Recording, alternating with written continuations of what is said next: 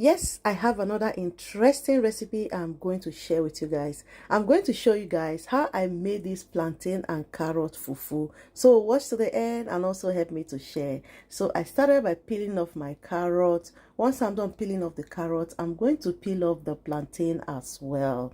Since I'm trying to shed some weight, I'm trying to avoid gari, pounded yam, akpu. So this afternoon, I feel like swallowing something. I decided to try this recipe, guys. It really came out perfectly well. Try it, you will definitely love it.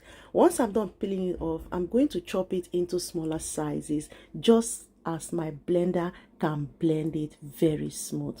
This carrot here takes it to another level. If you love to eat healthy, try this fufu recipe. You will definitely love it. Once I'm done chopping the carrot, guys, I'm going to put it in the bowl, rinse it out with water, and then I'm going to transfer it into my blender. This my blender don't suffer. Then I added a little bit of water. Don't put too much water on it too. And then I'm going to blend it very smooth.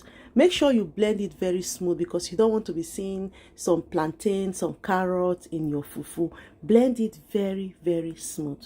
Once I'm done blending it, I'm going to transfer it into my pot, and then I'll continue to stir it until I get the texture I want. Remember to set your stove in a low heat and continue to stir it because you don't want it to get burnt. So as you can see, it's forming fufu already. I will continue to stir it. At this point, I decided to go in with half tablespoon of psyllium. You can as well add oats on it if you prefer, but since I'm trying to shed some pounds, I'm trying to avoid anything like oats or our regular fufu. So I added a little bit of psyllium on it, and this is how it looks, guys. It really came out nice. If I tell you this is plantain and carrots, will you believe me? At this point, my carrot and plantain fufu is ready.